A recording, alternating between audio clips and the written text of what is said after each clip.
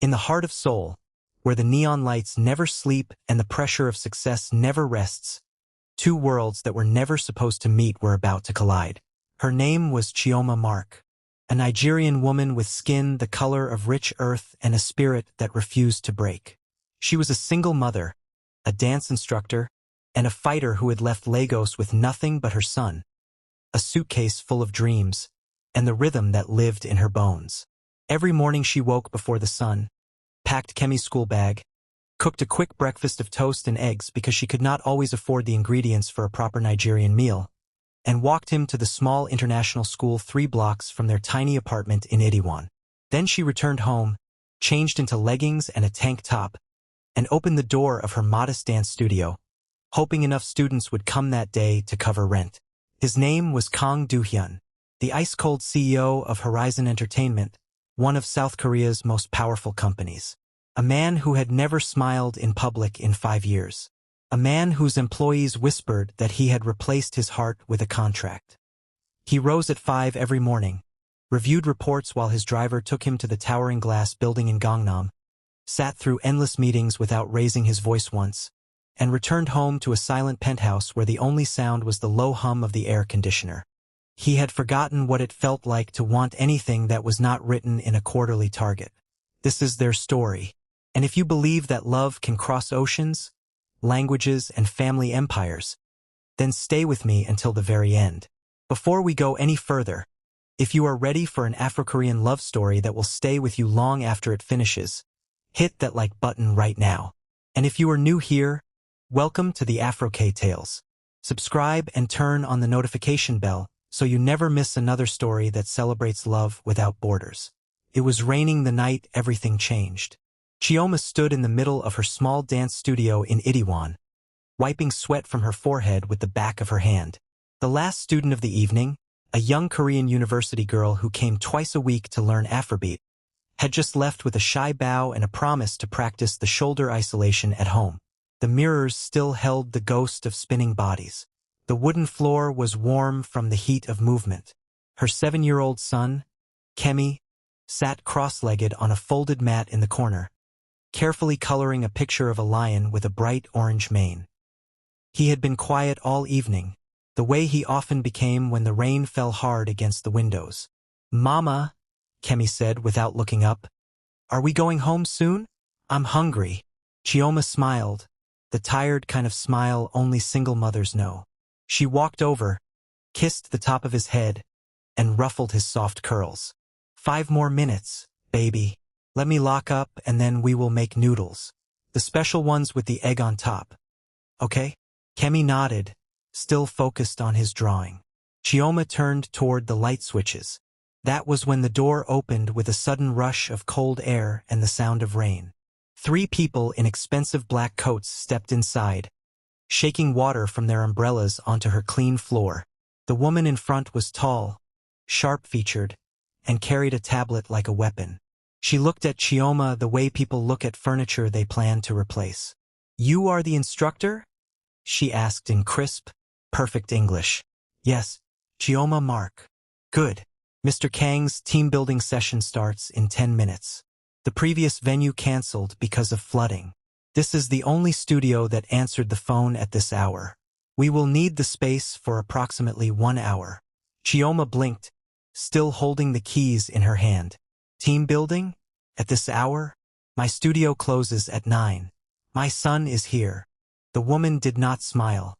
She barely glanced at Kemi. "Mr. Kang does not wait. Clear the floor. We have already paid double your usual rate through the booking app. It should cover any inconvenience." Before Chioma could answer, more people entered.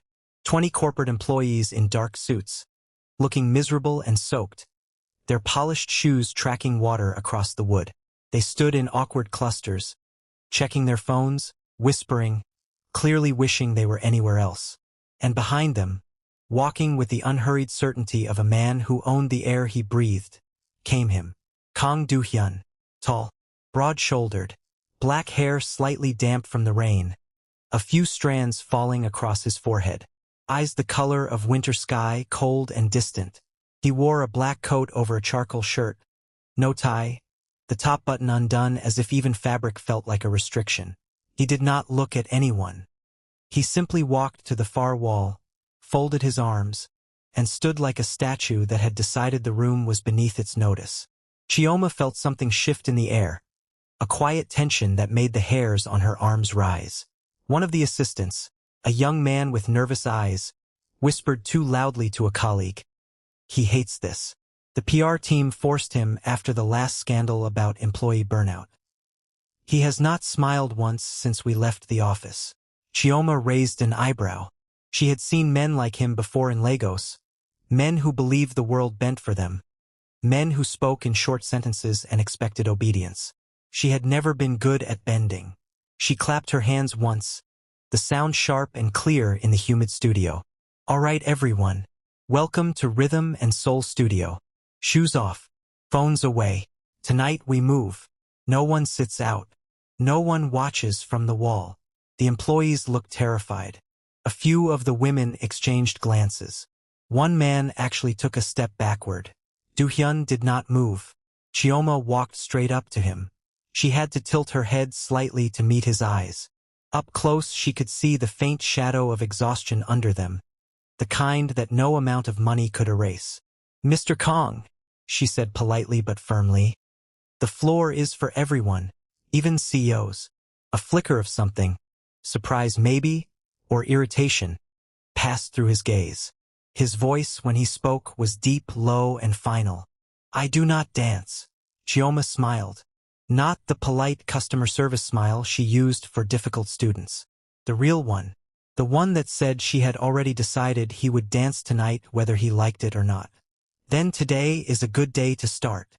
She turned away before he could answer and walked to the speaker system in the corner. She selected a deep, rolling Afrobeat track, the kind of rhythm that lived in the hips and the chest and refused to be ignored. The bass filled the studio, warm and insistent. "Follow me," she called over the music. "No perfection, only honesty. Feel the drum in your chest, not in your head." The employees tried. Most of them looked like robots trying to remember they had bodies. Shoulders stayed locked. Hips barely moved. A few of the younger ones laughed nervously at themselves. Do-hyun remained against the wall, arms still crossed, watching with that same frozen expression. Chioma kept teaching. She moved through the steps with the ease of someone born with music in her blood. When she spun, her long braids followed like living things. When she dropped low, knees bent, back straight, the room seemed to hold its breath. She demonstrated a simple side-to-side step, then a shoulder roll, then a gentle hip circle. She called out encouragement in English and a few words of Korean she had learned over the years. After 10 minutes, she stopped the music with a remote. The sudden silence felt loud. "Mr. Kang," she said without looking at him, speaking to the whole room but aiming the words at him. "Your team is watching. If the boss refuses to move, they will never fully try. They will leave here the same way they came, closed and tired. Is that what you want?" Silence stretched. Someone coughed. Kemi had stopped coloring and was watching with wide eyes. Then, slowly, Do-hyun pushed away from the wall. He walked onto the floor as if every step cost him something. The employees parted for him without a word. Chioma restarted the track. She walked up to him and placed one hand lightly on his shoulder, the other guiding his arm into a simple position. "Feel the bass here," she said, tapping gently near his heart with 2 fingers. "Not in your head, in your body. The music is already inside you. You only have to let it out." He was stiff, painfully stiff. His movements were sharp, controlled, almost angry, as if the rhythm itself was an enemy he needed to defeat. But he did not stop. He followed her counts. He mirrored her steps, delayed by half a beat, jaw tight. By the end of the first song, a thin sheen of sweat had appeared on his forehead. By the end of the second, the corner of his mouth had twitched, almost a smile, gone so quickly she might have imagined it. By the third song, some of the employees had begun to relax, laughing softly when they missed a step, and a few even glanced at their CEO with something like hope. When the session finally ended, the employees clapped awkwardly and rushed to put their shoes back on, eager to escape into the rain. The PR woman looked relieved that no one had quit on the spot or filed a complaint. She handed Chioma a thick envelope of cash, bowed stiffly, and herded everyone out. Do-hyun stood still for a moment in the middle of the floor, breathing slightly harder than usual. Then he walked over to Chioma. Up close, she could smell the faint scent of expensive cologne mixed with rain. "You are different," he said. "So I've been told." He glanced past her at Kemi, who was still on the mat but now watching them with quiet curiosity. Crayon paused in the air. "Your son?" "Yes, Kemi." Do-hyun gave the boy a short nod. Kemi, usually shy with strangers, especially Korean strangers in suits, nodded back solemnly. "I will return next week," Do-hyun said. It was not a question. Chioma blinked, surprised. "You want another class? After tonight? I want to understand why my employees suddenly looked less dead inside." He paused, eyes steady on hers. "And why I did not hate every second of it." Then he turned and left, coat swinging behind him, the door closing softly on the sound of rain. Chioma stood in the middle of her studio, heart beating a little too fast, while the rain continued outside. She looked at Kemi, who had gone back to coloring as if nothing unusual had happened. "Mama," he said, "that man is tall." She laughed softly, the sound unexpected even to herself. "Yes, baby, he is. If that first meeting already has your heart racing, drop a heart emoji in the comments and tell me, would you have challenged a cold Korean CEO the way Chioma did? I want to hear from you. And remember, every like and comment helps the AfroK tales reach more people who believe in love that crosses cultures. Subscribe if you have not yet. We drop new Afro-Korean stories every week. The following week, Do-hyun returned. Alone. No PR team. No employees. Just him, standing outside the studio door at exactly 7 in the evening. Rain still falling lightly, wearing a simple black sweater and dark jeans that made him look almost ordinary, almost human. Chioma almost dropped the water bottle she was holding when she opened the door. "You came back," she said, unable to keep the surprise from her voice. "I said I would." Kemi peeked from behind a curtain of hanging African print scarves that Chioma used for costume classes. "Are you the man who can't dance?" Do-hyun's lips twitched, the closest thing to a smile Chioma had seen from him. "I am learning." That evening the class was private. Just the three of them. Chioma locked the door, put on a gentler high-life track, and began teaching him the basic steps. She showed him how to shift his weight from one foot to the other without locking his knees, how to let his shoulders roll instead of staying rigid, how to count the beat out loud until the body began to remember on its own.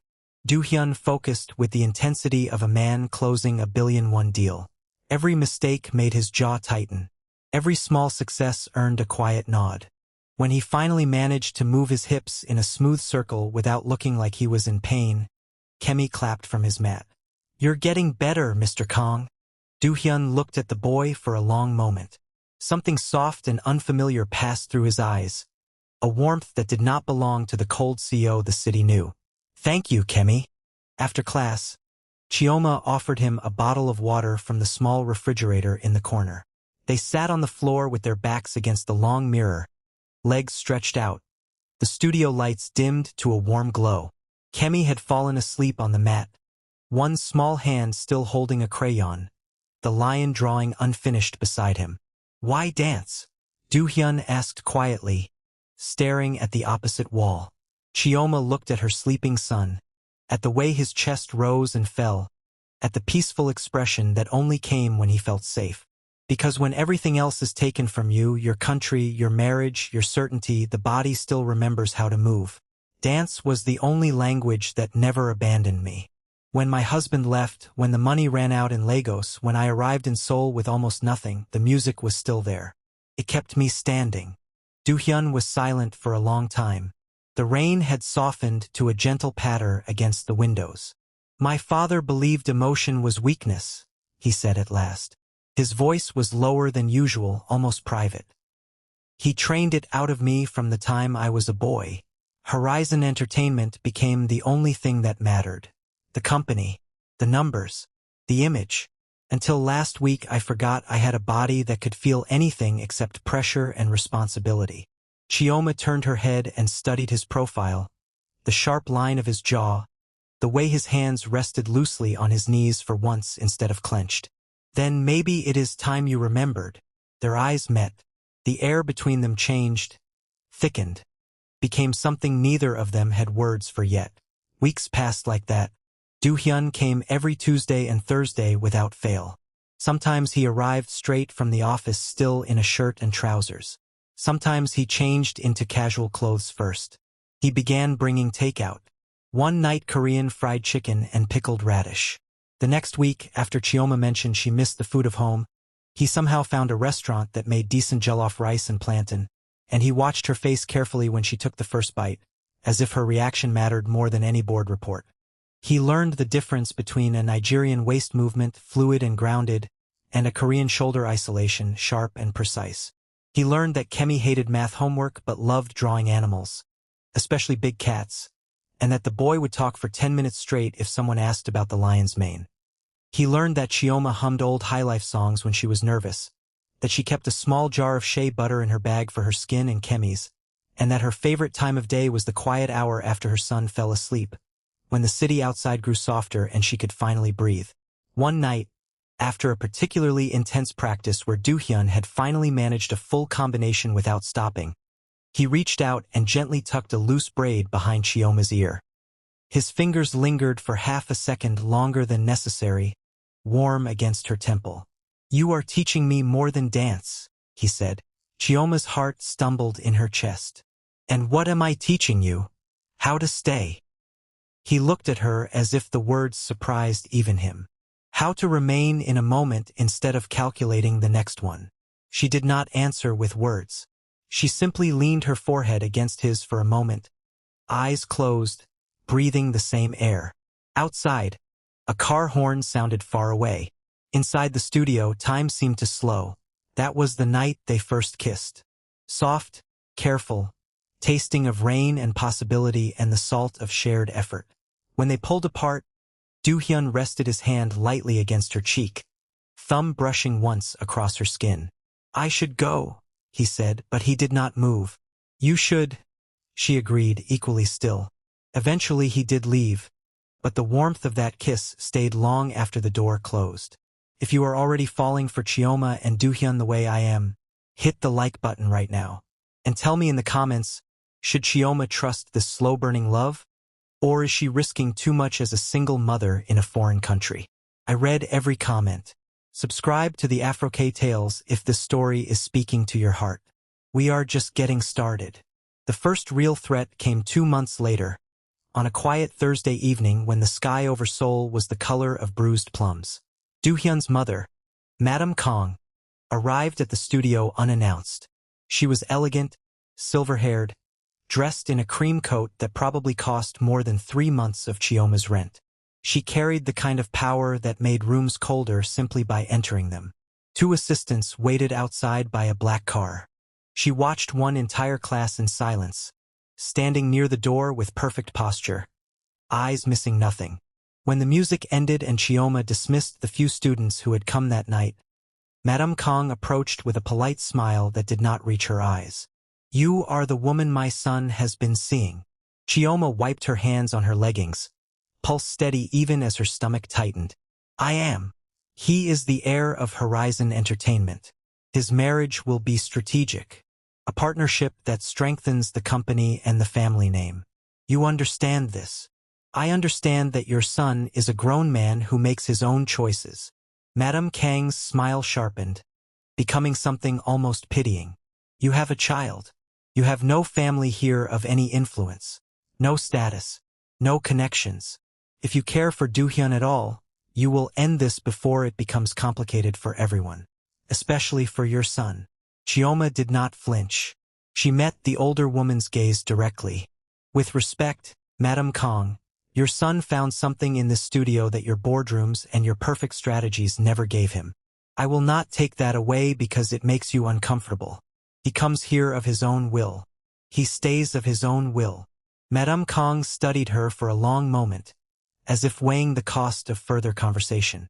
Then she inclined her head the smallest fraction and left without another word. The assistants followed. The black car pulled away into the night. That night Do-hyun came to Chioma's small apartment after she texted him. He looked exhausted, the usual control cracked around the edges. He stood in her tiny living room, too tall for the space, and listened while she told him everything. "She knows," he said when she finished. "I know." He took her hands in both of his. His palms were warm. "I will not let them destroy this." Chioma searched his face, looking for any hesitation. "Can you really fight your entire family for a Nigerian dance teacher and her son? Do you understand what that will cost you?" Do-hyun's answer was quiet but absolute. "I already decided. The day I came back the second time, I decided." The attacks began the following week, quiet at first, then growing sharper. Anonymous articles appeared on online forums and entertainment blogs questioning Horizon Entertainment's foreign influence and unusual personal associations at the top. Carefully cropped photos of Chioma and Do-hyun leaving the studio late at night were leaked with cruel captions that made her stomach turn. Chioma's visa status, which had been stable for 2 years, was suddenly under review by immigration. 2 of her most consistent students canceled their monthly packages, whispering that they had been advised by people connected to Horizon to stay away for a while. Kemi came home from school one afternoon with a cut on his lower lip and a bruised look in his eyes. When Chioma knelt in front of him and asked what happened, he finally whispered that a classmate had called him a name she would never repeat, something about his mother and the Korean man she was seen with. Chioma held him tightly on the couch until his small body stopped shaking. That night she stood in her tiny kitchen, hands trembling around a cup of tea that had gone cold, and told Do-hyun the truth of her fear. "Maybe your mother is right. Maybe this is too dangerous for Kemi. I can survive gossip. I have survived worse. But he is only 7. He does not understand why people look at us differently now." Do-hyun pulled her into his arms, careful and strong. He rested his chin on top of her head and spoke into her hair. "Then we make it safer. Together. I will not let them touch either of you." The next day he arranged discreet private security that watched the studio and the apartment from a distance without making Chioma feel watched. He hired the best immigration lawyer in Seoul, a woman who specialized in complex residency cases. And he stood in front of his board of directors in the glass conference room on the 50th floor and said, calmly, without raising his voice, that any further attacks on Chioma Mark or her son would be treated as direct attacks on him and on the stability of the company. The board did not like it. Faces tightened. Pens stopped moving. His uncle, the most powerful member after his late father, called him a fool in private afterward. "You are risking everything your father built for a woman who will never be accepted in our circles." Do-hyun looked at the older man without flinching. Then perhaps the circles need to change. He did not care about the cost anymore. One evening, after a particularly hard week of media whispers and canceled classes, Chioma locked the studio door earlier than usual and turned to Do-hyun, who had stayed behind to help her put away mats. "Dance with me," she said. "Not as a student, not as practice, just with me." She put on a slow, soulful track, something that mixed soft Afrobeat drums with the gentle strings of a Korean ballad. The lights were low. Rain tapped against the windows again, a familiar companion. They moved together in the dim space, no steps to follow, only the need to hold each other and remember why they had begun. Kemi watched from the doorway for a while, his small face serious, then quietly went back to his coloring corner, a small smile playing on his lips as if he understood more than any 7-year-old should. When the song ended, Do-hyun rested his forehead against hers, eyes closed. "I love you," he said. The words sounded like they had cost him something deep and given him everything in return. Chioma's eyes filled with tears she did not try to hide. "I love you too, and that terrifies me, because loving you means my son's world can be shaken again." "I know," he whispered, "but I am not going anywhere. Not unless you send me away. If your heart just melted the same way mine did, smash that like button and leave a comment with one word that describes how this moment made you feel. Love? Fear? Hope? I want to know. And if you are enjoying this story, make sure you are subscribed to the AfroK Tales. Your support helps us keep creating these cross-cultural love stories that remind us the heart has no passport. The final confrontation came at the annual Horizon Entertainment Gala, an event held in a glittering hotel ballroom filled with politicians, celebrities, investors, and every important family in Seoul. Crystal lights hung from the ceiling. Champagne flowed. Cameras flashed. Do-hyun had invited Chioma as his official partner. She almost refused. She stood in front of her small mirror the afternoon of the event, holding the deep emerald dress he had sent over, and argued with herself. Then she looked at Kemi, who had started sleeping through the night again and laughing more freely since Do-hyun entered their lives. And she decided she would not hide. She would not teach her son that love should be kept in the shadows. She wore the emerald dress. It made her skin glow like polished mahogany. Her braids were crowned with thin gold threads that caught the light. When she walked into the ballroom on Do-hyun's arm, conversations near the entrance stopped for a full 3 seconds. Eyes followed them. Whispers rose and fell like waves. Madame Kang approached them halfway through the evening, a glass of champagne in her hand and a smile sharp enough to cut glass. She was surrounded by a small circle of other matriarchs who watched with interest.